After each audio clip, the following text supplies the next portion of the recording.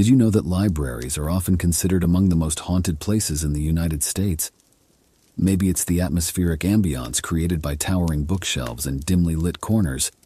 Or perhaps it's the dedicated souls of librarians who continue their work, even in the afterlife. This eerie allure of haunted libraries perfectly captures the ghostly presence that lingers within the Bay Minette Public Library.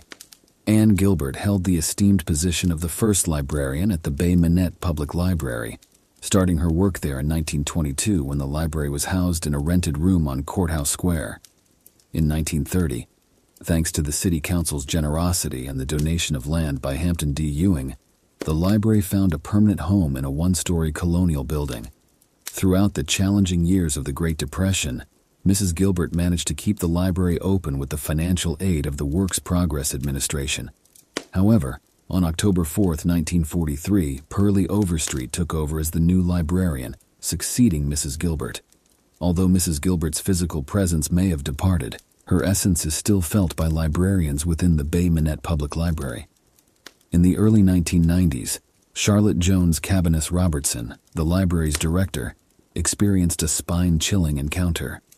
While walking through the stacks, she witnessed a book gradually inching its way off the shelf and plummeting to the floor. Upon picking it up, Charlotte realized that the book had been misplaced. Curiously, she discovered several other books scattered on the floor, all in the wrong locations. The library's ghost stories, previously regarded with a hint of skepticism, suddenly gained new credibility in Charlotte's eyes. Confirmation of the library's supernatural presence came when one of the workers relocated Mrs. Gilbert's portrait to its original position behind the main desk. Almost immediately, the worker noticed a delightful fragrance of roses filling the air. Charlotte explained that the scent of roses had always been associated with positive occurrences, such as an increase in the library's budget. This incident further solidified Charlotte's belief in the library's haunted nature. As time passed, the Bay Minette Public Library outgrew its original building.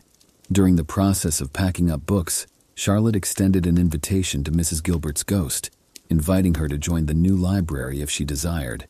A few days after the new library's opening, while Charlotte was alone in her office late one evening, the elevator ascended to the second floor without anyone inside. The doors opened, revealing an empty interior. Seconds later, the doors closed, and the elevator descended back to the first floor. Perplexed, Charlotte sought the assistance of an electrician to inspect the elevator, but no issues were found. Perhaps this mysterious occurrence was Mrs. Gilbert's way of announcing her return, as if to say, "I'm back." The presence of Mrs. Gilbert continues to be felt and celebrated within the Bay Minette Public Library, where her legacy intertwines with the stories of ghostly encounters. Librarians and staff members cherish the rich history and paranormal mysteries that have become an integral part of the library's unique allure.